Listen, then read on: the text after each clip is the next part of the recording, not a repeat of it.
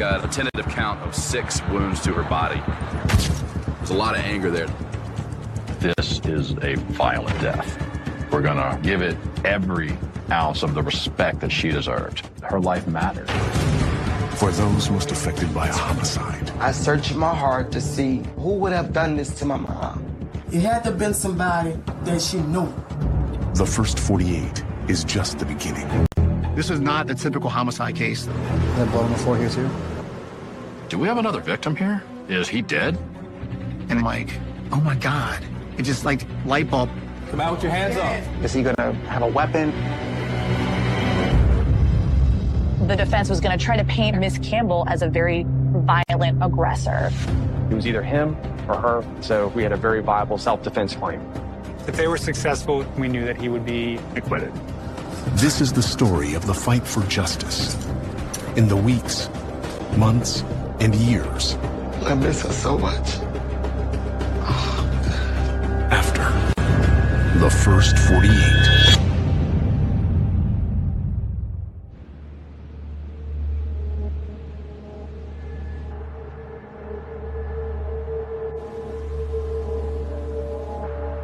In the Tremay neighborhood. You want to please? Hello? Yeah, I believe the lane is locked. She's full of blood.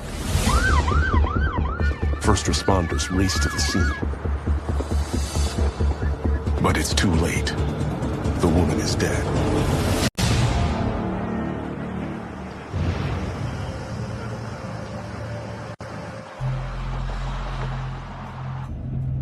When you're up for a homicide, you're kind of on edge.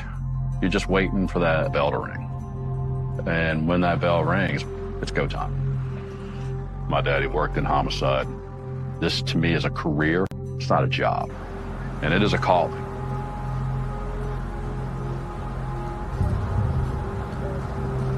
They should have stabbed him. Found the ID. Fanny Campbell. Fanny was 58 years old and worked as a cook in the Tremay neighborhood. She leaves behind 2 daughters and a grandson. Everyone's life matters. She did not deserve to be murdered to death that morning. And like, her life has value. That's why my job is to solve this crime. The throat's cut. That's probably the fatal one there. We got a tentative count of 6 wounds to her body. On the side of her neck. 1 above her breast. The front of each shoulder. She has 2 puncture wounds to her abdomen. There's a lot of anger there to actually stab somebody that many times. This is a violent death that she endured. You know that it's up close and personal. She had defensive wounds, so obviously she was in some kind of struggle with her attacker as she's being stabbed.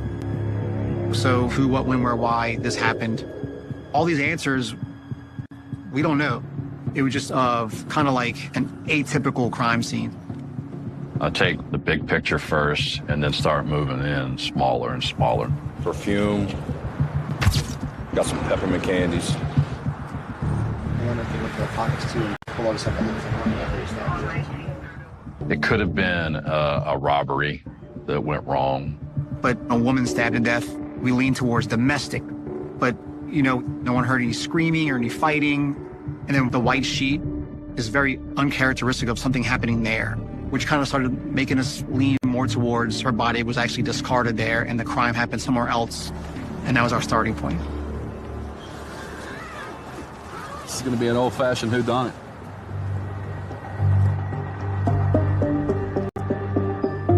Five hours in. I'm going to do a criminal history check. I needed to get an understanding of who my victim was. His prior convictions really for cocaine. Looks like her last arrest was in April of this year for aggravated battery. We found some things in Fanny's past, but that didn't change the fact that me and Rob were gonna run on that case and give it every ounce of the respect that she deserved. This Detective Ward? Yes, ma'am. Sorry about your mama. Fanny's daughter just learned from the coroner's office that her mother was violently murdered. When I got the phone call that Fanny was found dead, literally my toenails caught a fire. I screamed from the pits of hell to heaven gates because I couldn't understand. I was just with her, and she was gone just like that. That is a day I'll never forget. My life changed completely. If it's okay with you, me and my partner would like to come over and talk to you. All right. She may have some insight as to what's going on. We meet people on their worst day. The investigation's still new right now. When the detectives came to my house, I searched my heart to see who would have done this to my mom. But we're trying to find out anything we can about your mom, about her history. I can give it to you. She gave me up for adoption. I found her at 16. She's been rough her whole life. I'm not ashamed to say my mama did drugs. Right. Because she left me with a good life. So I can't see nothing bad about my mom. I'm grateful to her because I didn't have to go through the struggle. I was not there with her addictions. I was adopted from 29 days old, and when I was introduced to Fanny, we didn't rekindle pain. We brought laughter and happiness to each other. She was just living her life, but it was snatched. Was she stabbed and shot, sir? No, ma'am, she was just stabbed, but she was stabbed several times. It was a brutal stabbing? Yes, ma'am. Somebody who had some anger in their heart. Listen to me good. My mama wasn't the type of woman that you can just fight her and get away with. She used to carry a razor blade under her tongue. She's not scared. It had to have been somebody that she knew to get that close up on her to do that much damage to her. And that's why I want to ask you if there's anybody that you suspect of who might have done it. So that's when I told them I knew it couldn't have been nobody but him. To be honest with you, from my gut, the only person that really would want my mama hurt like that would be Tom. Tom Seaborn Gibson was my mom's boyfriend of 30+ years. My mama was a beautiful spirit, so she would gravitate to everybody. And he didn't like that. Tom was a very controlling person. Like this old little man, he didn't want nobody to have his Fanny. He's older. Is he capable of this, you think? That's the only person I could see. Looking at the violent nature of her death, I'm not thinking that someone of that age could have been responsible. She's got a history of drugs, so it could have been a whole different person that stabbed Fanny. We needed to find out more. When was the last time you went to the house on St. Philip? I talked to Tom and everything was all good. He said, your mama crazy. She said he's crazy. He be hollering at her. And then it was back and forth. There was a history of domestic violence, which doesn't mean he killed her, but it's a possible motive. What does Tom drive? He has a car? Tahoe is black with rims. F-150 is burgundy. Burgundy F-150. And he hasn't called you or nothing like that? Haven't called me, haven't told me nothing. Tom could be the guy. We have to explore him further now, because that's the only name we have at this point. Man. Y'all had pictures of her?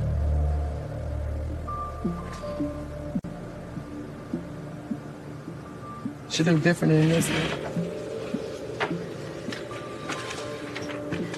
You can have that. It was a booking photo.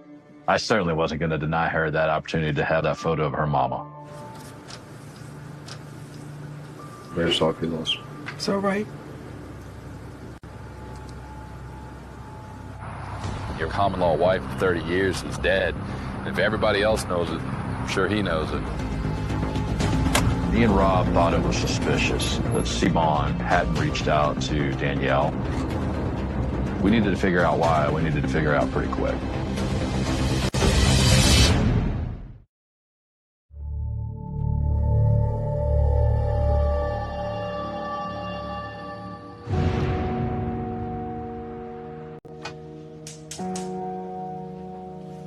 We're making Fanny's famous fried pork chops.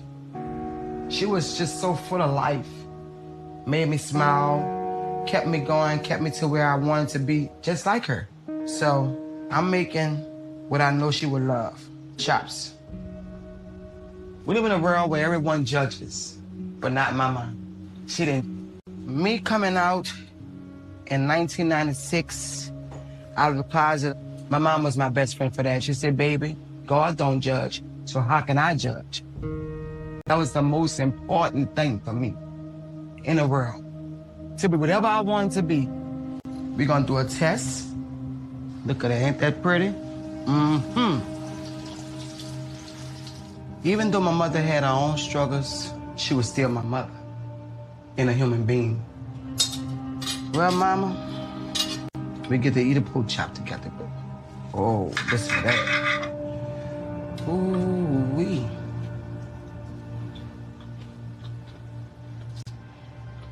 That's good eating right there. This was the last time that we actually hung out together, and she told me, she said, baby, this is only the beginning. Who would have known that that meant this is the last time? I miss you, Mama. Oh, God.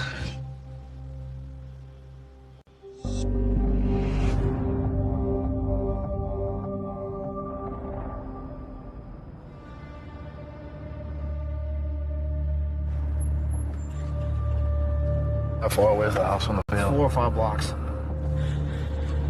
That's a pretty big clue that they live together and, you know, close to the scene. 8 hours since Fanny was killed. Fanny had been in a tumultuous, violent relationship for over 23 years with a guy you got to follow up on at that point. There's a Tahoe with rims. There it is. And 2 trucks. He's home. He's home, dude. Let's look at his car, dude. Yep. So get into the apartment. We see Seabond's vehicles.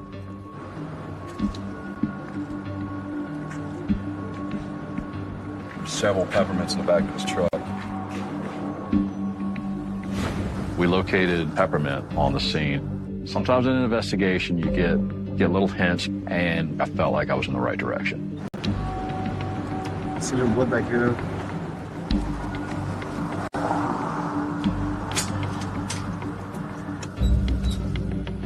Seabond lived upstairs, and we're looking at this locked gate. Like, the only way in there is up. You think I'm climbing that fence? I'll climb the fence. There's no way I'm climbing that fence. You can climb the fence. I enjoy supper time too much to climb that fence.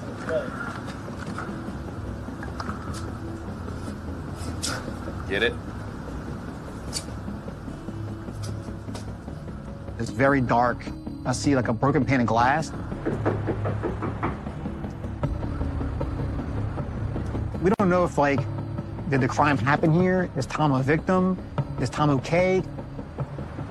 Blood on the floor. Huh? I think there's blood on the floor. Back out. On the floor, there's like dark droplets. Not a lot, but a few. So I would definitely get a search warrant for this place.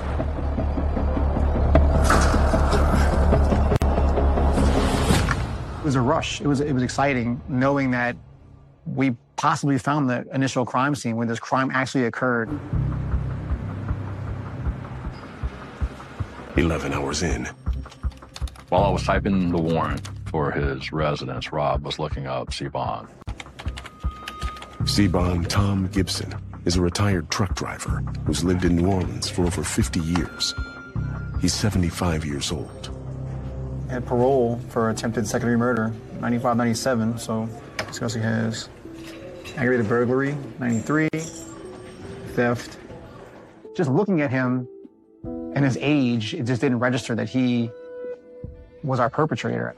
What's the chances, though, of a 75-year-old man overpowering and killing the victim?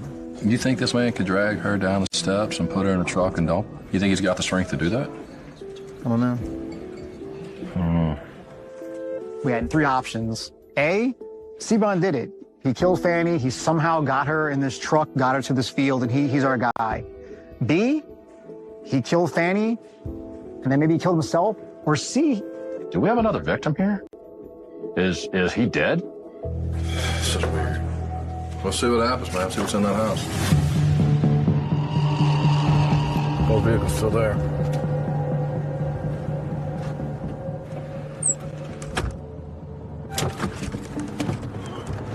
Barrere finds Tom's landlord.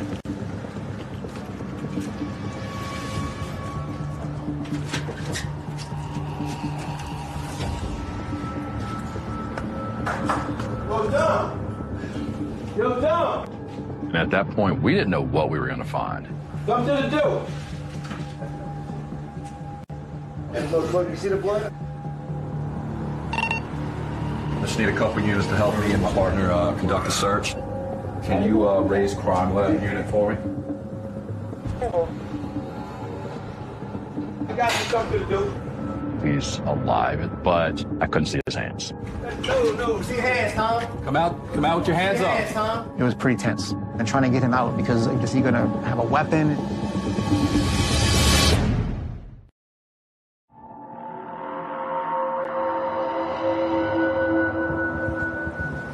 Come out with your hands up. I couldn't see his hands. And then you're starting to think, hey, what's really going on here? Come out here. Come out here. Come out with your hands up. You have any weapons on you, Tom? Do you have any weapons on you? All right. 14 hours into the investigation, At that point, I'm like, there's no way he could have dragged a human body down those stairs, got her in a truck. It just didn't seem logical. He could pretty much barely walk. Was Tom capable of committing this crime? I have a seat real quick. You okay? We're trained to look at people's hands when they come out because it's the hands that could hurt you. How much of your hand, man? I put my hand on the can trying to open up Today? my hand. Today? No, yesterday. When you're involved in a violent encounter like a stabbing, a lot of times the perpetrator cuts himself. Can we go up to headquarters and talk? Okay. He was not under arrest at this point. I didn't want to make him think that I believed he was my prime suspect. I had a theory, so let him ride in the front seat with me up to headquarters. And I stayed behind and do the search and the processing of the crime scene.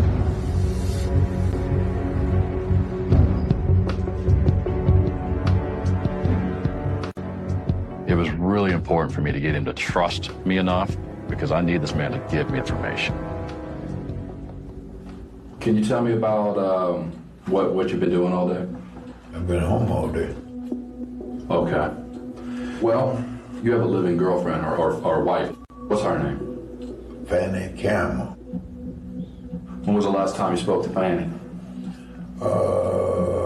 Friday evening, I think it was. Around 3, 4, that was 2 days ago. I'm thinking, nah, no way. Fanny hadn't been out in that field since Friday. Those injuries were fresh. Well, I hate to be the bearer of bad news, but Fanny is deceased. Pat said, bro, I tell that girl plenty of time. I said, Fanny, you know you ain't got no business in no streets out there. Somebody gonna hurt you sooner or later. He tried to project that her lifestyle may have led to her death. You didn't seem too concerned, huh? That one put me through a lot of stuff. I'm telling you now, Fanny was a terrible woman. Seaborn is telling me his story of how he was a victim. We're conducting a search warrant on your house right now, okay? We noticed there was some blood in there. Can you explain that? I don't remember Fanny bleeding on when we had that little tunnel in the hallway. I was able to get him to tell me about the tussle, but he constantly wanted to minimize his involvement in this. What happened after the little tunnel? I don't know, she left. As long as he was talking to me, I was happy. I sat with that man for over 3 hours, and I just wanted him talking because I knew Rob was back at that apartment, and I knew he was getting a better story. It's a lot of blood, dude. This happened in here. It had to have. Everything pointed to that being the crime scene, but I wanted to find the murder weapon. How do you get her downstairs, man? There's only one way. Right.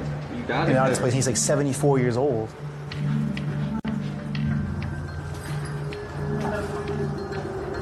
There's blood on this mattress. Now this room leads to the roof. There's blood on the floor here too. It forms a trail leading up the stairs. This is not the typical homicide case. This is more of a puzzle, like an onion. Everything kind of starts unpeeling.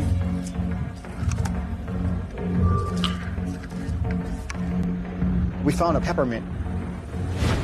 It's on the roof, and I'm like, oh my God. It just like light bulb. Based on, I guess, the angle of the roof where his truck's parked, the fact that there's no blood going down the main staircase. I mean, he got a sheet from the house, rolled her up, rolled her off the roof, and that was it. That's my theory.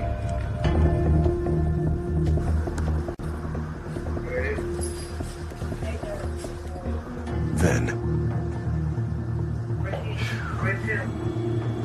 a knife with a serrated edge with blood on it.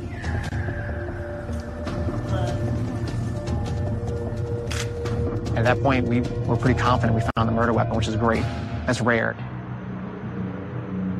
Chuck's ready to go have a Gatorade on the sideline, and I'm going to come in fresh. I can kind of go at him with actual physical evidence.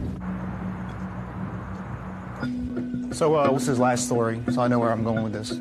He says they got into a fight, she left, he hasn't seen her since. Okay. We have a lot of evidence now to support that Tom did this, but what we don't have is Tom confessing. I needed that. For me to be able to make that arrest, I needed him to admit to it. We searched your house, and we found a lot of things at your house that contradict what you said. We found the knife. You have wounds in your hand that are basically indicative of that type of struggle, conflict. We found blood in 2 adjoining rooms that lead to the roof. You know what we don't have? We don't have your story, Tommy. We don't have the truth. I'm screaming inside, just say it, just say it. Just say that you did this. You can see him processing what I'm telling him. There were no adamant like denials. He's thinking, how can I respond to this? What do I say? What happened last night? Think about it. It could have been so traumatic, it's kind of cloudy for you. You want us to give you a second to think about it? We'll come back in? Yeah, let me think about Think about last night. Think about everything I told you. And we'll come back in about 5 minutes, Tommy. That's good. Let him smoke a cigarette, dude. Get his mind straight. Boom. We'll go in again. I'll say that. As long as you want to go, we'll go at him. I think in that moment where we stepped out, his mind's probably racing. You're not going to interrupt that pause. You're not going to interrupt that silence.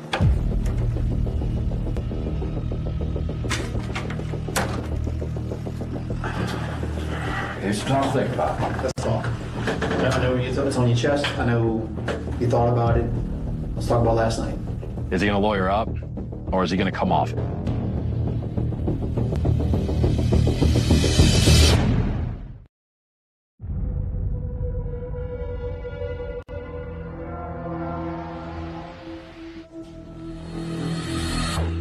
Hours into the investigation. It's intense. It's an intense feeling. And I'm watching this man, and in my head, it's just loudly saying, come on, man, just tell the truth. We was arguing while we were drinking. We kept on arguing. But I can't figure out how a knife came up in this issue here. Did she have it first, or what happened? I think that's what happened. Okay, then what happened, Tommy? I believe that's when I got cut in my hand. I was trying to take that knife from her. It was very important that they found that knife because it was a crucial piece that Rob could use to break down Seabon's lies. And what happened? I guess she had got cut. Where'd she get cut? In the chest. After we had scuffled with that knife, she went and sat in that back room. I had went inside and sat down. We got into it again. At what point did she pass away?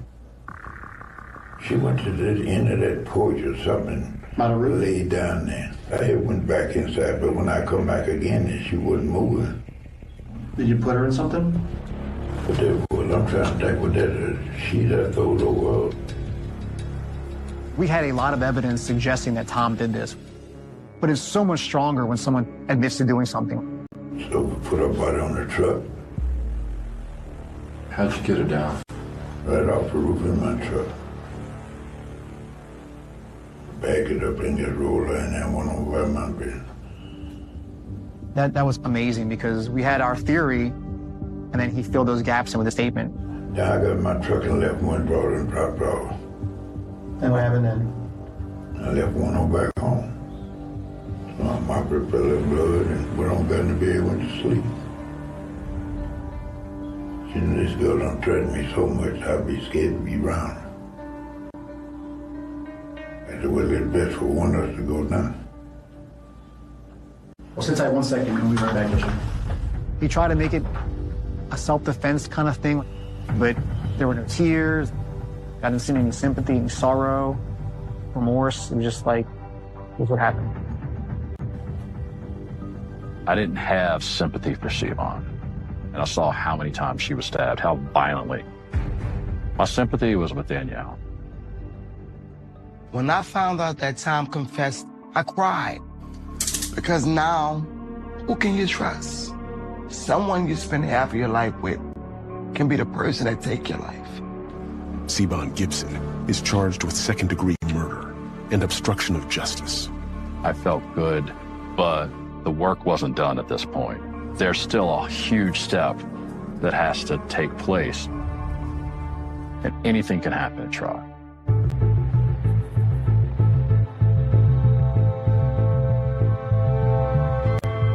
We had the murder weapon. We had DNA evidence where the victim's blood was found in his residence. And I felt like that would have quite an effect on the jury. But there was a very real issue we were having to battle. The defense wanted to exclude the evidence. Initially, when Rob hopped the fence, he didn't have a warrant. It was a locked fence, which meant that you couldn't just go in. When you're a criminal defense lawyer, someone's life is on the line. I believe that law enforcement in this case illegally entered into the property. You need probable cause. So I filed a motion to suppress evidence. So we set a hearing date. If the judge granted the defense's motion, we as the prosecutors would not have been allowed to use any of the evidence found within Mr. Gibson's home. That would have been the end of the case. 8 months after Siobhan's arrest, testimony begins at his hearing. We argued that the stairwell is technically a common area of this apartment complex. So since Rob Baruch didn't enter the home of the defendant, there was no Fourth Amendment violation. The judge agrees. We were definitely relieved that the physical evidence was ruled admissible. Unfortunately, it didn't go our way. For this case, I knew we had challenges, but I had a plan for each one. I knew there was going to be an argument for self-defense. And so I definitely wanted to try and explore the violent nature of their relationship first, because I knew there was something more to the case.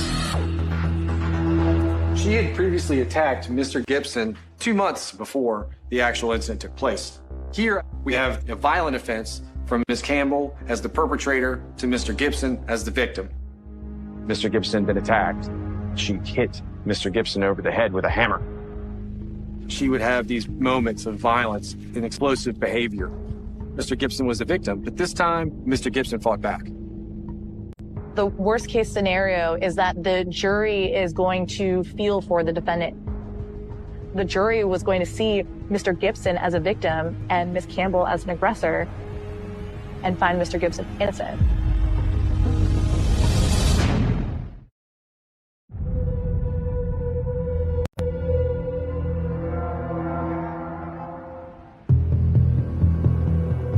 I felt confident heading into trial because I felt as though the jury would sympathize with Mr. Gibson. He was in his mid-70s. Fanny had previously attacked him with a hammer. We had a very viable self-defense claim. A year after Fanny's death, a jury will hear the case against Seabon Gibson. This was my first murder trial, and it was nerve-wracking. The stakes feel higher because I wanted to get justice for Danielle. My nerves was rattling. I was queasy because I didn't know that I was going to be that close to Tom. After opening arguments, It was very clear that the defense was going to try to paint Miss Campbell as a very violent aggressor. The case was essentially going to be an attack on Fanny, but she wasn't going to be able to give her side of the story. So we definitely needed to call somebody to humanize our victim. And so we wanted to do that with Danielle. I wanted the jurors to see my mother as an individual, not an aggressor, not a drug user, but as a human being. She was a beautiful grandmother and a wonderful mother to me. I feel like me telling my mom's story was her speaking for herself. Miss Campbell had her own demons that she was battling throughout her life, but that doesn't take away from the fact that she was the victim here. I really wanted to show the jury that the way that Fanny was treated, it was so heinous and so brutal.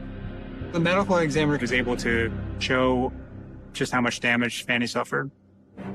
but on cross-examination, I questioned the medical examiner about victim's toxicology. There was evidence that suggested that Fanny had cocaine in her system and also alcohol. We were concerned that a jury would hear this information and assume she's actually the violent aggressor and Mr. Gibson is the victim.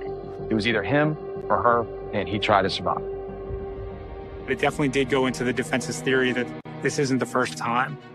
She had a pending case for aggravated battery in which Seabon Gibson was the victim. There was no way around it. We had to face it head on. I have here the original gist from the incident, and this really just says that Seabon Gibson was the victim and that Fanny Campbell hit him in the head with a hammer. But it actually says here in the report that she says Mr. Gibson struck her in the face with a closed fist, and that's when she retrieved the hammer just to break the window to try and unlock the door. So even though Fanny was the one who got arrested, it probably should have been Seabon. It's always great when you can take the defense's evidence and use it to your own advantage. It certainly took some sting out of our theory, but I don't think the jury bought that. On the second day of trial, we were able to play the taped interview that the detectives did with Mr. Gibson. What's interesting is that the prosecution and the defense are going to see it from two very different angles. But I can't figure out how a knife came up in this issue here. Did she have it first, or what happened? I think that's what happened. Obviously, he doesn't want to tell us he just killed this woman in cold blood or whatever. Well, now he's painted himself into a self-defense story, so he's got to come up with an idea to make that seem sensible. You know, I do believe that he was telling the truth here, and he was justified in doing what he did. He comes off very credible. Sort of that grandpa nature of him. And what happened then? I left one on back home. My mouth fell of blood and went on got in the bed, went to sleep. How do you go to sleep after that, dude? Like, just nonchalant, you go mop the blood up, and I went to sleep. I think it shows the callousness of it. You've been with this woman 30 years, rolls her off the roof, goes and hides the body, comes back, and just, like in his own words, go on about my business. Yeah. It's cold, man. It is. That is so cold. It is. It's very telling. You know, this girl don't threaten me so much, I'd be scared to be around. There was such a tumultuous relationship between the two of them. It was a powder keg ready to blow. He lays it out there enough to where it aligns with a self-defense justification defense. We felt confident that we had enough to plant a lot of doubt in the jury's mind for that murder charge. It was really worrisome because there's a risk of a hung jury. But even if they found that he was justified in killing her, he definitely wasn't justified in moving her body, throwing it off the roof, and dumping it in that field. He had to clean it up before they catch me. So I gotta dot my I's and cross my T's. He missed a couple of I's and didn't get all the T's. The evidence was so strong in this case for obstruction. There was no way a jury could not agree with that. And I remember the prosecutor turning to me saying, "What are you going to do about the obstruction charge?" And I remember just looking at him and being like, "I have something." Something we as the prosecution had to be able to face head on and prepare for. The defense attempted to use an intoxication defense, claiming that Mr. Gibson didn't understand the nature of his actions. In Louisiana, there's a justification defense of intoxication. But the issue with using that defense was that I had no evidence of it. There weren't any drug screens or blood tests taken when Mr. Gibson was apprehended. So I knew it was going to come down to Mr. Gibson's testimony. We had to call Mr. Gibson to the stand. But anytime your client takes a stand, it's high risk.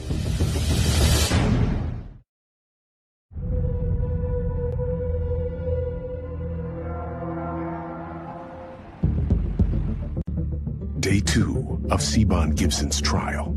I was surprised to see Mr. Gibson take the stand because he did seem like an unpredictable witness. Everything he says, everything he doesn't say, how he says it, is going to be weighed significantly by the jury. But I didn't have anything else in order to try and defend him from the charge of obstruction of justice. So in order to get that evidence of intoxication out, the only thing I had was Mr. Gibson's memory. It was beneficial to the defense case that as he walked to take the stand, you could see that this was an elderly man, and it is certainly a difficult argument to make that this is, in fact, a cold-blooded killer. So I asked, Mr. Gibson, were you intoxicated? Were you drunk at that time? He says, I was feeling pretty good. I had drank enough to not know really what I'm doing. Then I asked him, but when you realized that she had passed, did you know what to do? He said, no, I'd never been into nothing like that. I don't know nothing. I was crazy myself. I didn't know which way to go, up or down. He was acting delirious. Like he didn't know, like he was incompetent. He played pity the fool. The defendant definitely created a perception of someone who didn't understand what was going on. If they were successful with the intoxication defense, we knew that he would be acquitted. And so it created another hurdle for us. But on the other hand, we were thrilled to be able to question Mr. Gibson. Because we get to question him on his past. You kind of flip that narrative and show that it was, in fact, Mr. Gibson that had this pattern in his history. We went and got those old police reports from the 90s and found out that, once again, this is another domestic situation where he attempted to kill someone else that he was in a relationship with. He has a prior conviction for attempted murder. You actually say, are you defending yourself or did you just try and kill that woman? He says, I wasn't trying to kill nobody. And then you said, why did you plead guilty to attempted murder? And again, he says he doesn't even remember. Right, which is kind of like his theme throughout everything is, if I don't remember it, it didn't really happen. The prosecutor opened old wounds that reveals the real Seabon Gibson. You paint this she-devil over here, but look at you. You won't get away this time. But it was a tale of two stories. And which story is the jury going to believe?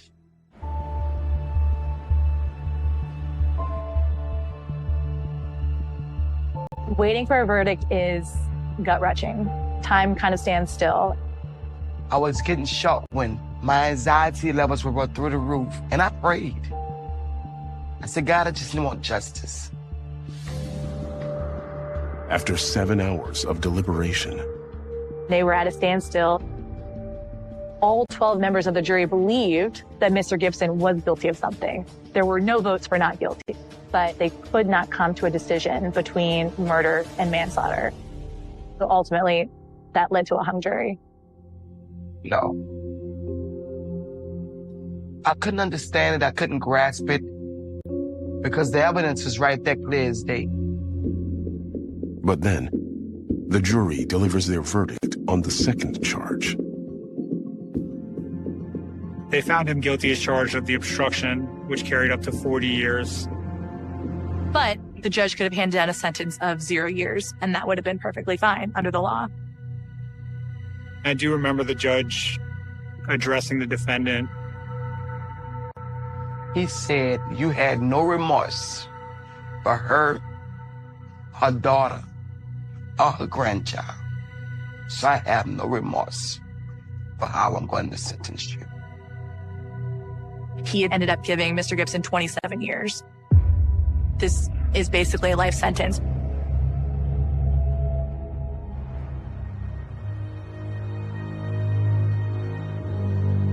And yet, Seabon could still be retried for murder. We had the option of either bringing the case back to trial or resolving it with some type of plea agreement. I didn't want to drag myself and my son through that pain. So I took it. I took a plea deal to give Fanny peace. I finally could breathe again. I got justice.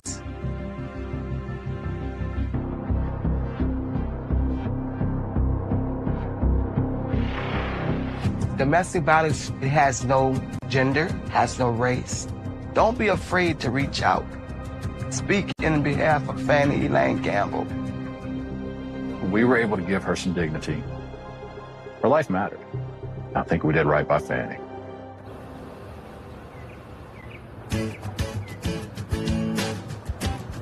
This is where Fanny from right here. 9 years after the trial. If I want to come and feel Fanny, this is the spot where I come to right here. On this corner right here, Tremere Square. My mom was a wildflower. She just had a way with people. Everybody knows Fanny in this neighborhood. Hey, honey pots. And everybody want to take a picture with her. Come in, Miss Fanny. How you doing, Miss Fanny? Whatever she got to say on her mind, it's gonna come out. And this is Fanny getting down a happy soul. The charisma, and as you can see, it's her character. That's her character. That's how she lived her life. I still, to this day, get people to ask me about Fanny. I miss her so much. That's my Fanny boo.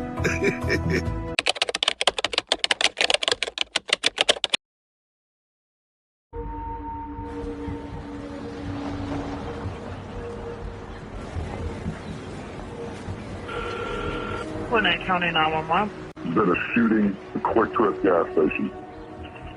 Is anyone injured? Yes. I've got police and paramedics started.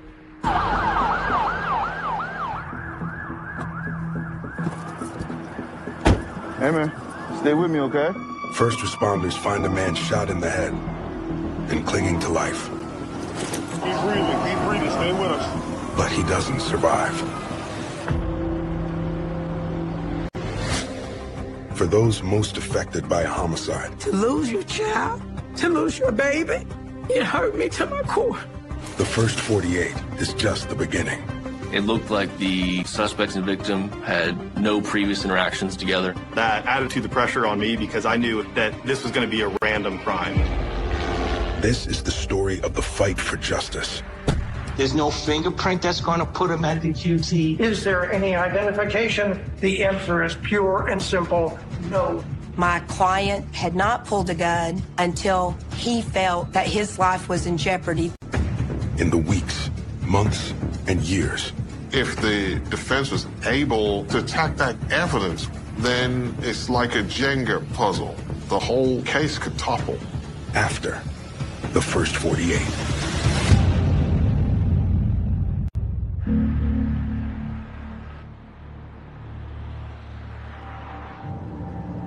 I was just at home. I just got back from church with my family.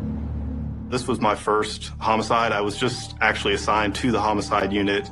So I was a little nervous. There was a lot of pressure on me.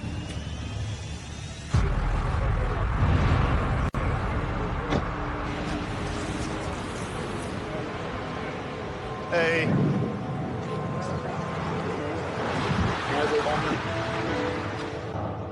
29-year-old Bradley Coleman grew up in Norcross, Georgia. He was a special education teacher and created his own clothing line. He leaves behind his parents, brother, and a 6-year-old daughter. We're the voice for the voiceless. So I tackle every case with, 150% because we're working to give the family the closure they deserve. Single gunshot wound to the head. Here's a showcasing. Next to Bradley, the team finds a 9mm casing, a face mask, and a gun holster. This is his card. There's a phone in the car. Wallet. A holster right there on top. There were 2 empty holsters, so the victim probably had their own gun, and it appeared that the victim's gun may have been stolen. It's definitely unusual for this type of violence to occur in broad daylight at a very crowded gas station, so we needed to put a picture together as far as what actually took place. 1 hour in, I'm in this black Impala right here. a witness comes forward. Just walk me through what happened. I saw Mercedes parked. He says a black Mercedes sedan pulled up next to Bradley's car. He saw the victim putting air into his tires. He then saw the suspect get out of the Mercedes and get into the victim's vehicle. And then the Charger started backing up, hit my car. He says Bradley got into the passenger side of his car and began fighting with the suspect. Then I saw the other guy coming off the Mercedes with a gun. A second suspect ran to Bradley's car. The other guy who was pulling the air, he also has a gun. How many shots did you hear? I heard just one. Did you see what the person looked like that he was fighting with? Back. I was young, maybe 25, 30. Black shorts. He says the suspects fled in the Mercedes. He said that had an out-of-state tag with light blue coloring on it. It would have been great if he could have specifically given me a tag number, but most people just aren't thinking about that. It's a stressful situation. Right now, it would appear that this is going to be an attempted carjacking, armed robbery. It looked like the suspects and victim had no previous interactions together. Knowing that added a little bit to the pressure on me because I knew that this was going to be a random crime. There's a lot of cameras over here. While the team downloads the surveillance video, We're going to go to an address that's on the driver's license for the victim. You can learn a lot from the victim's family about the victim, who they might be affiliated with, friends or enemies.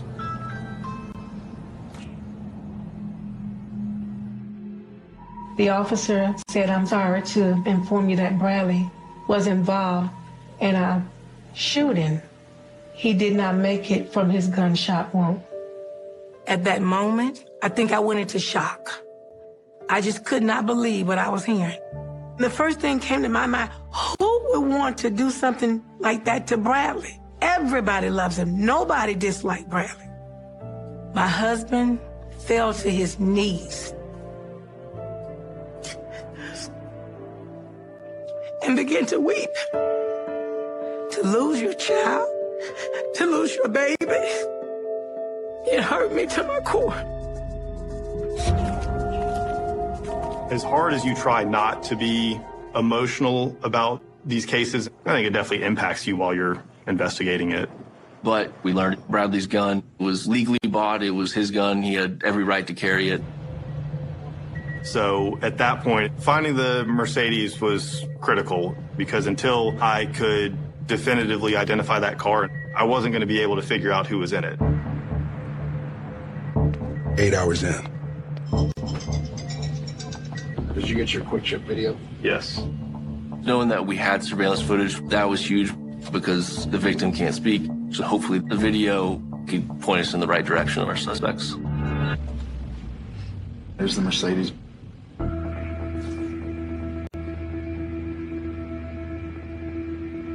Passenger gets out. One of the suspects gets out of the back seat of the Mercedes and jumps into Bradley's car. They slide in there, they throw it in reverse, and they try and take the actual vehicle. It's called a slider theft. Stop. Another suspect got out of the front passenger seat, which meant that there was still somebody driving that Mercedes. So I knew I was looking for at least 3 suspects. That's where they're fighting. Tussle. He gets shot right as he gets out of the car. Damn. The guy goes back to the car for something. And when he ran back to the Mercedes, I could actually see something fall off of his face, a blue surgical COVID mask. There you go. We can get DNA off of that.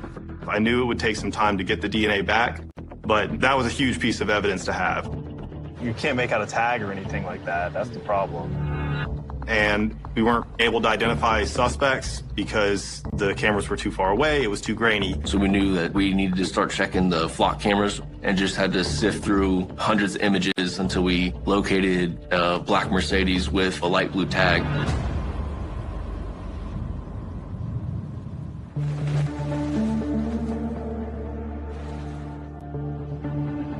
"26 hours in, Around like 11:30, the Mercedes is sitting on flock. less than an hour before the shooting, a Mercedes with out-of-state plates appears a half-mile from the crime scene. It's that he comes screaming up behind this guy. It was the only black Mercedes with an out-of-state license plate in that area around the time of that crime. What's the tag again? Charlie Victor. The most recent address comes back to this address? The license plate checks back to a woman in Chicago. She has at least 3 kids in the Gwinnett County area. But I didn't necessarily want to go knocking on doors and making phone calls just yet. Because if the registered owner is involved, you don't want to tip them off too early, because then you might lose other evidence that could actually end up solving the case.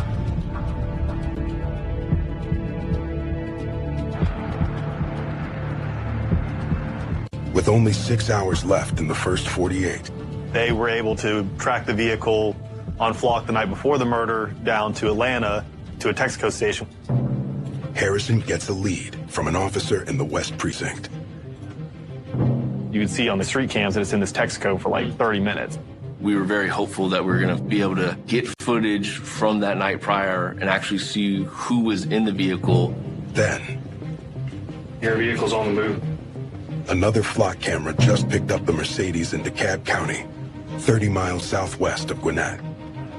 We were ecstatic when we heard that the Mercedes was moving. We wanted to get down there to get it stopped. We were hoping our killers are inside the car when we stop it.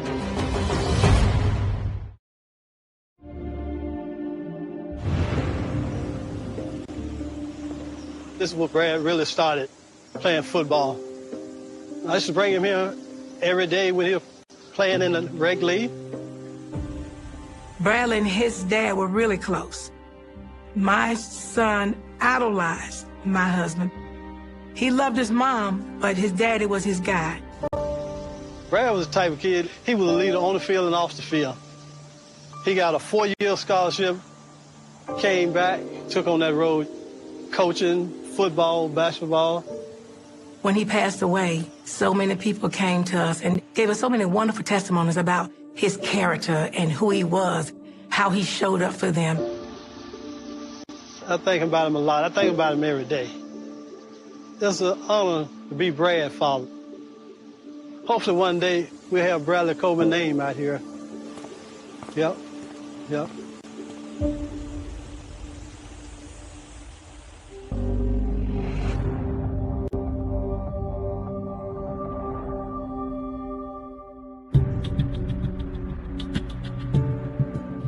As the first 48 slips away, I knew that I had a lot of work ahead to figure out all 3 people that were using that car.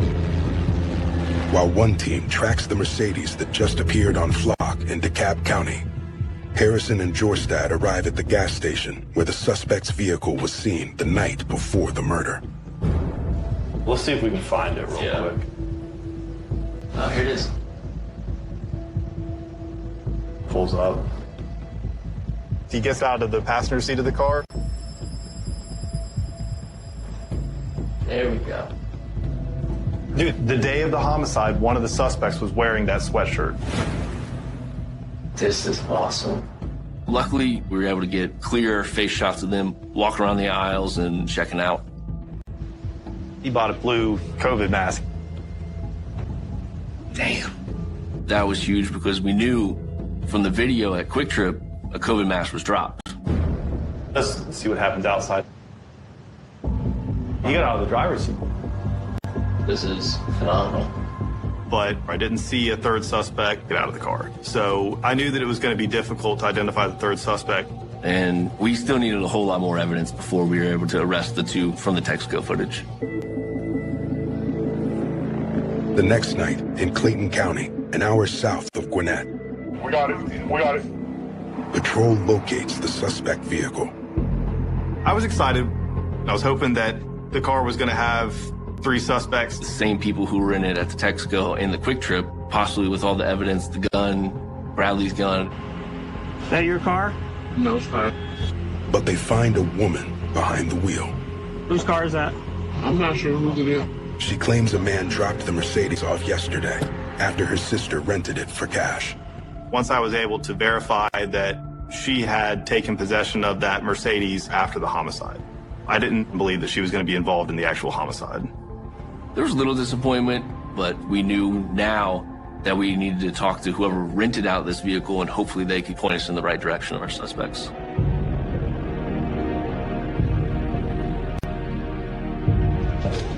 The next morning, while CSI searched the Mercedes. Hey, this is Detective Harrison. I'm actually just following up on a hit-and-run accident, and I ran the tag, and it looked like it was registered to your mom. Oh, of course. I'm a car rental company. I rent out vehicles. The good thing is that he actually required people to provide driver's licenses and to get rental insurance, things that you don't typically see in word-of-mouth type rentals. It was July 10th. The 2 gentlemen that rented the car Friday the 8th, and they brought it back to the test. The men returned the car around 2 o'clock. So based on that, I knew that they were in possession of the car within an hour or so after the homicide. All right, bye. He quickly sent me pictures of the driver's licenses. First one is going to be a Miles Collins, and the second is going to be a David Booker. This was a big turning point because we needed to try to match them to the 2 individuals who got out of the vehicle at the Texaco. These are the 2 dudes that rented the car in that Texaco footage. I think that's probably him, David Booker. I am running David Booker. 20-year-old David Booker has prior convictions for theft by receiving stolen property. You could see he's got like a cross dagger tattoo between his eyes, which you could see in the footage. David Booker's on parole. And then this is Miles. 20-year-old Miles Collins has no prior convictions in Gwinnett County. He is the father of a 7-week-old daughter. He's already wanted. Wayne County. Collins has an active warrant for failure to appear on prior charges. At this point, I'm going to go ahead and get the warrants for murder on David Booker, and then the fugitive unit is going to start working to locate him.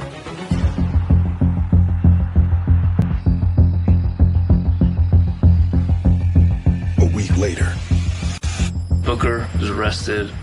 He's on his way up now. The fugitive unit found Booker at an address he gave his parole officer. I was excited when I found out that David Booker was in custody. The stakes are high on this interview. There's definitely a lot of pressure riding on getting some kind of confession from him. And getting him to identify the 3rd suspect. Hey, David, how's it going?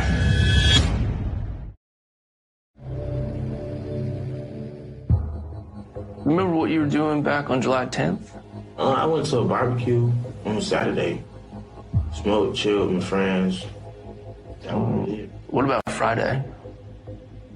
On Friday, I was at work. After work, he says his girlfriend drove him to a gas station in her car. You ever rent cars to go drive around to wherever you need to go? I don't even have a license. I can almost see David's type of resistance and denial, but also I know the evidence that I have to dispute anything they say. Would it help if I showed you a picture? Picture? You can see your dagger tattoo. I can't really see anything, and I know that's not me. This is you, man. You and your buddy. What buddy? This guy. I don't even remember seeing this guy at the gas station at all. David, come on now. Well, I was definitely frustrated in the interview with David. He kept denying all the evidence that I put in front of him. Even his own picture that you could see it's his face tattoos. He was still denying it. Where you being charged with murder? Well, I definitely don't know nothing about a murder, but... Well, you do, because you're on video at the Quick Trip. I don't. It's not me. It was definitely frustrating that a confession was not obtained from David. But I was hoping that once I got the phone records back for David Booker and Miles Collins, I could see who they were talking to that might point me in the direction of who that third suspect would be.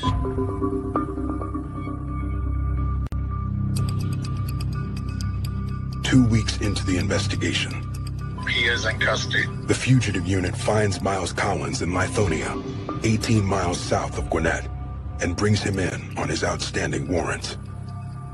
Based on the surveillance footage, we felt pretty confident that Miles Collins was just the driver, and I believe that the third person that had yet to be identified was actually going to be the shooter.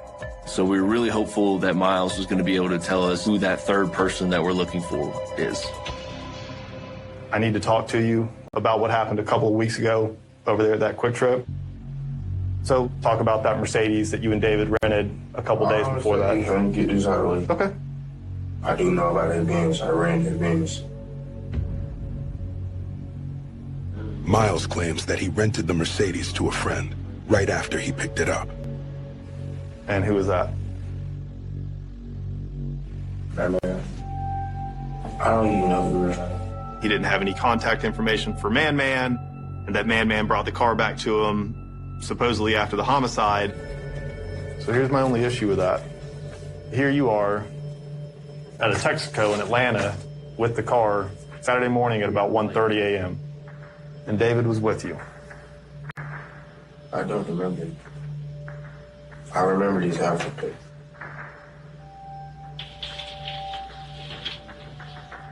This is you and David? Mm-hmm. Okay. It was huge that Miles admitted that that was him and David at the Texaco. Because David Booker had already said it wasn't him, he wasn't there. If you want to go down for a murder that you... I'm not. I didn't do nothing wrong. Well, you didn't shoot him. I rented the car, that's it. I'm not no killer. We'll be back in a few minutes, all right? We couldn't charge Miles Collins with the murder because he admitted to being at the Texaco, but we didn't have him at the Quick Trip homicide scene. Will you just stand up for me? Miles will be held in Gwinnett County Jail on his outstanding warrants. We knew we were going to have to wait for their phones to come back and map it to our crime scene and see where that phone is in relation to when the crime occurred.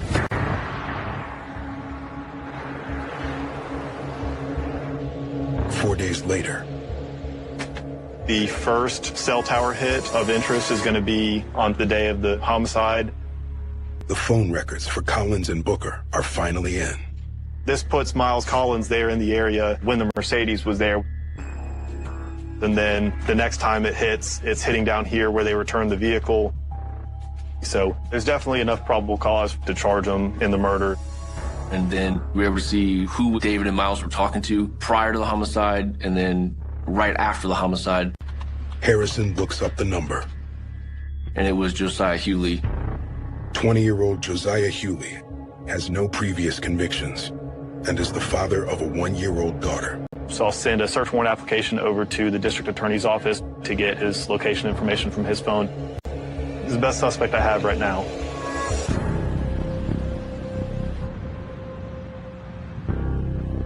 Seven weeks in. We got the phone records back for Josiah Hewley at 11:24 a.m. It hits right up the street from the Quick Trip. And then again at 12:50, like right over there basically after the homicide. Josiah's phone records put him near the crime scene around the time of the murder. They also reveal something else. Looking at the content they were posting on social media tipped us that they may be involved in some gang activity. So it was extremely important to find Josiah because we thought he was going to be our shooter.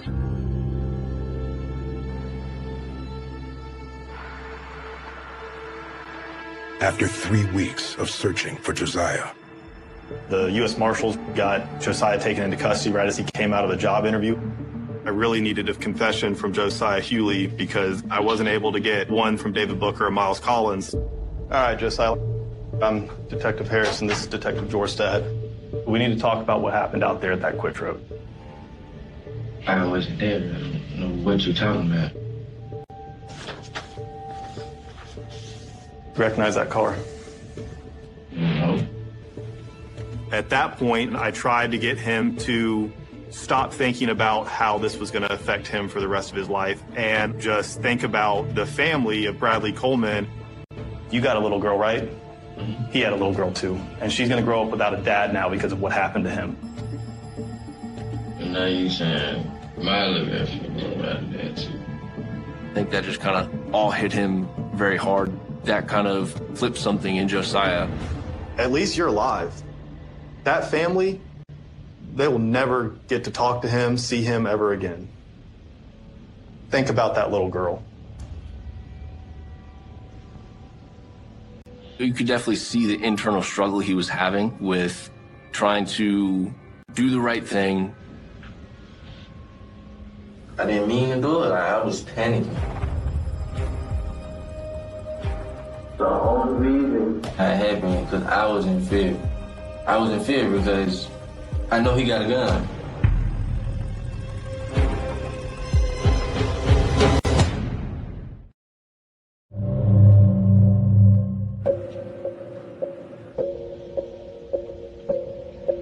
The way it happened, it just happened so fast. Once Josiah starts to confess, our goal is just to keep him talking. So walk me through what happened. I seen him in the car. I was at home. I got in the car. Because if he's focused on recalling the events that took place, the less likely he is to have a moment to pause and think, okay, I've said too much, now I need to stop talking.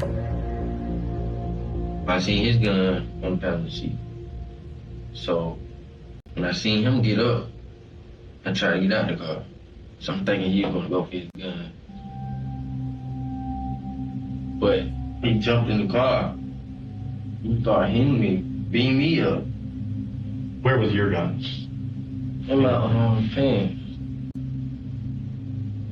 I wasn't trying to touch that, man. I wasn't trying to do nothing like that. He pushed me out the car. He was moving towards his gun. Like, I didn't aim at his head. I ain't do nothing like that. I ain't want to kill him, man. So you're saying you shot him, but you weren't meaning to shoot him in the head? Yes. Okay. It's just everything just fell out of place.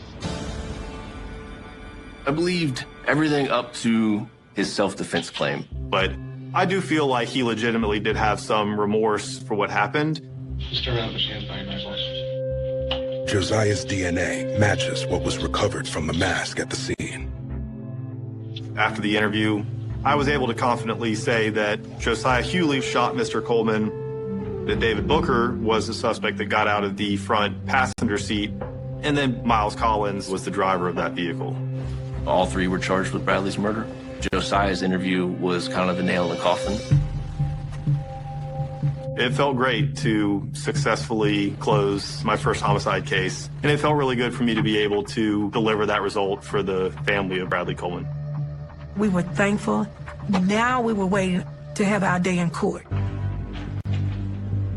When we first heard about this case, it took us all aback because it was so tragic.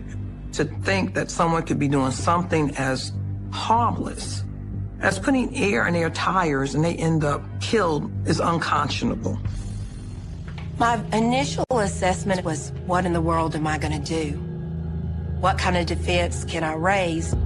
My client admitted to shooting Mr. Coleman, but Josiah had not pulled a gun until he felt that his life was in jeopardy. So I tried to argue for voluntary manslaughter. Anytime you got three defendants, it's challenging to persuade the jury that everybody is just as guilty as the shooter. Jurors want to know, why did it happen? The evidence indicated they are gang members who have dedicated their lives to this kind of lifestyle. They were trying to steal a car to further their status in the gang. They came to steal, but they were prepared to kill, and that's what happened. More than a year after Bradley's shooting death, the trial of David Booker, Miles Collins, and Josiah Hewley begins. Stay ready. Thanks, Judge. Defense ready? Yes, yes, sir. The night before, I prayed because I knew that I would have to look at these three guys that had murdered my son. There was no fear, but there was anxiety. It was very difficult, very, very difficult. As the state's first witness, Bradley's mother takes the stand. Ms. Coleman's testimony was so important because you want to put a human face on this trial. He was an educator, and he educated children that transitioned out of the jail system back into society. Bradley was so much to so many people. If they had known Bradley, he would have tried to motivate them, encourage them to do good, to get a job. He would have been that type of big brother to them. That's just who he was.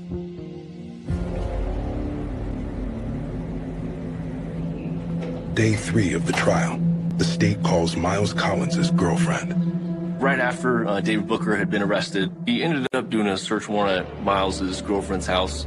I interviewed her mother, and she indicated that her daughter got very upset after talking to Miles because Miles told her that his friend did a felony murder and they're all going to be away for a long time. And that was a pivotal moment in the trial. How was she going to testify? She is the mother of the child of Miles Collins. Is she going to be cooperative? Is she going to answer? How is she going to be? I'm going to talk about the statements that your mother said that you made. Okay. Understand? Yes. In particular, the statement you made was Miles is never going to see his baby again. You recall saying that to your mother? No, I don't. Okay. The next statement was our friend did a felony murder. Objection, Your Honor. I jumped up because I couldn't believe my ears. You can't let the state speak evidence and plant a seed in the juror's mind. Objection, Your Honor. I have a motion. Jury's gonna have to step out. It was very confusing. Things were looking kind of crazy. I am making a motion for a mistrial. It wasn't looking good. It didn't feel good, didn't look good. And I'm like, Lord have mercy.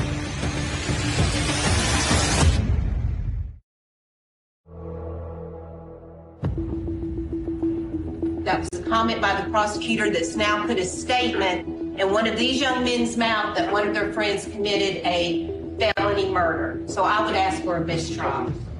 The state in front of the jury basically made the statement, Miles said his friend committed a felony murder, as if it was a fact, but we don't know that that's true. The judge can say, disregard that, but that's going to be impossible for a jury to forget. I'll be back. The judge took a very long break. It was very tense in the courtroom. We didn't really know which way the judge would go. I can't unring the bell. The state's comment was so improper and prejudicial that I'm going to have to grant a mistrial for all three defendants. At that point, we didn't know what was going to happen. It sent shockwaves through the court. A lot of hushed voices, disappointment. What can we do now?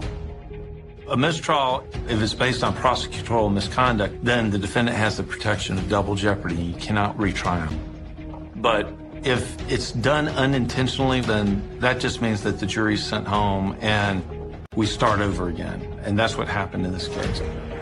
Right, so you did great.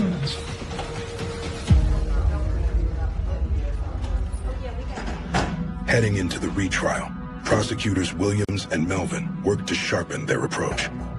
I was thankful for the first trial because I saw some hiccups in the presentation of the evidence. So in the retrial, I don't want to come stumbling out of the gate. No slip-ups, no hiccups. It had to go smoothly.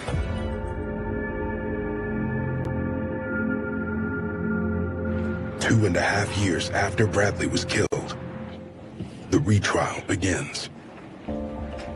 What the evidence is going to show you is that Josiah Hewley was the shooter, that David Booker provided armed support, and that Miles Collins drove them to the QT and away from the QT. There's no DNA evidence ultimately that's going to identify David Booker as being present at the scene of the QT. There will be nothing to show that Miles Collins was at that scene. Josiah Hewley was the easiest one to prove, by far. We had his DNA. We had his confession. All right, just like I said earlier on, Detective Harrison, Detective Dorstad. The interview evidence was invaluable because he actually admitted it in his interview. He had said what I had wanted the jury to hear, that, yeah, I shot him. But defense attorney Drake presents a different take on Josiah's confession. He pushed me out the car with bail. He tried to grab his gun, like I knew he was reaching for, like, so I'm like, okay, he's grabbing the gun. He's trying to shoot me. And then, that's how it happened. What Josiah was saying is that it was either him or me. That was the only thing I thought. It was either him or me. And that's when he pulled his gun. But he's saying everything just happened so quickly, which I thought would support voluntary manslaughter because it happened just like that. What Josiah said was a boatload of BS. How can you claim self-defense when you're coming to steal another man's property? That was crazy. It was really crazy.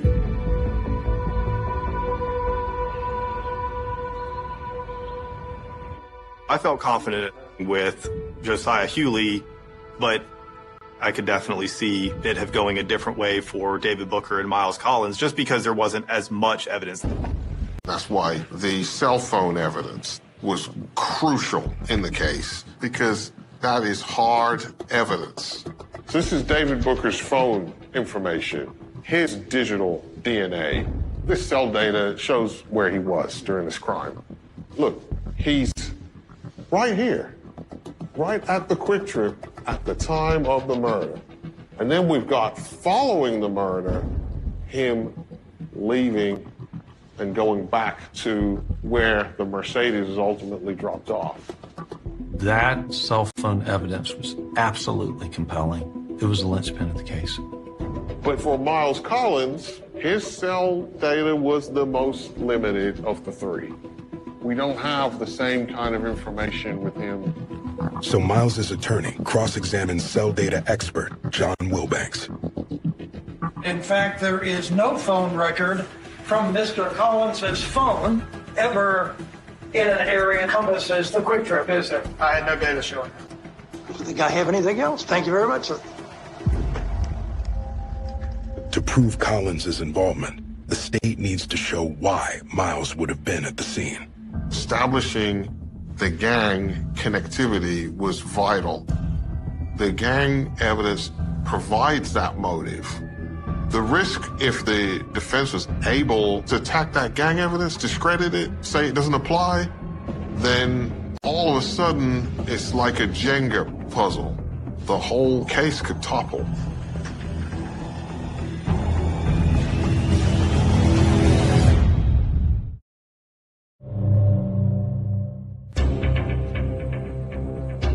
Okay, state ready. Here we are. Let's pick up Stacy's Exhibit 103.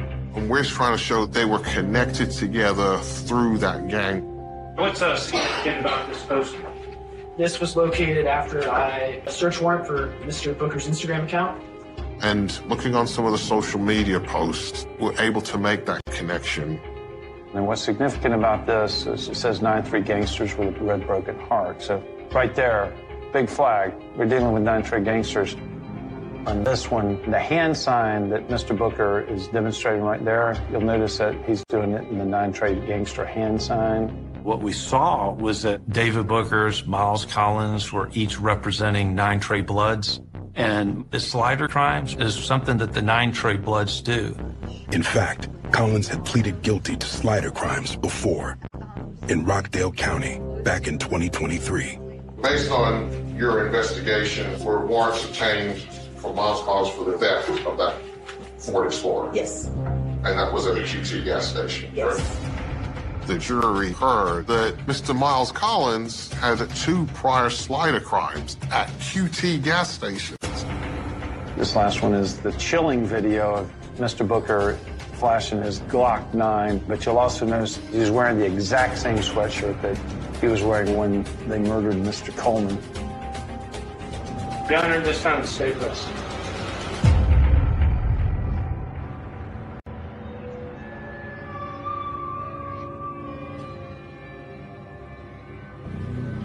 After 7 hours of deliberations, Ladies and gentlemen, jury has informed me that they have reached a verdict. My heart dropped. I got so nervous. I was thinking about my son. Thank you. State of Georgia versus David Jared Booker in count 1, felony murder. We, the jury, find the defendant guilty. When the judge read that verdict, it was just a sign of relief. It's finally over with now. But then with Mr. Collins, I wasn't 100% confident. Count 1, felony murder. We, the jury, find the defendant guilty. It's very surreal in that moment. Mr. Hewley, would you please stand? This is a young kid, and his whole life is on the line at this point. Count 1, felony murder. We, the jury, find the defendant guilty.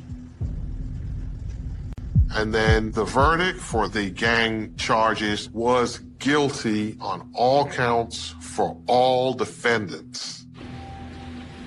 We don't raise you.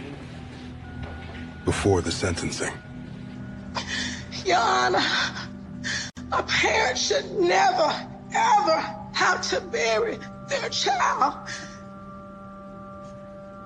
We do not want another parent, child, sister to suffer at the hands of these 3 individuals. the fates of all 3 are now in the hands of the judge. Mr. Hewley, count 1, felony murder. I sentence you to life without the possibility of parole. Each of the defendants got life without possibility of parole.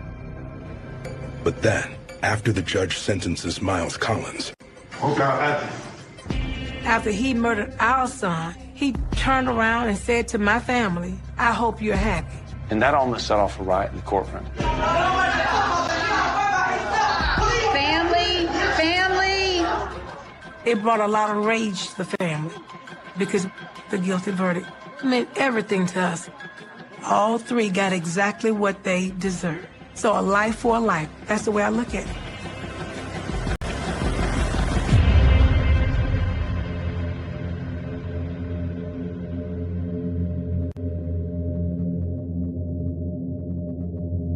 This is a life that was cut short, but thank God that he had already started building his legacy, and he won't be forgotten.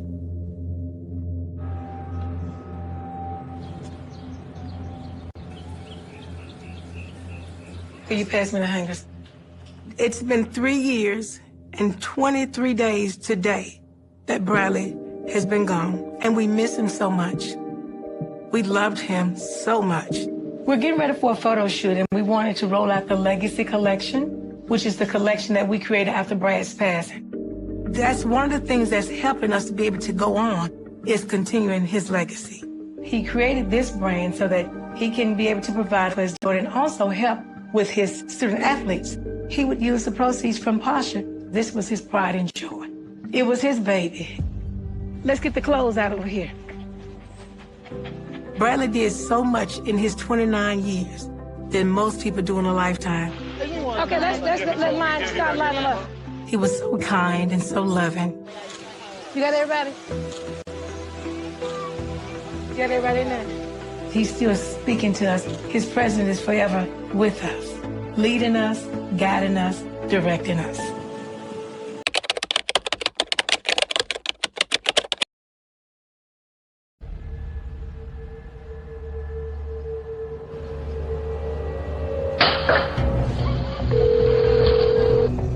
County 911. My neighbor, he was shot.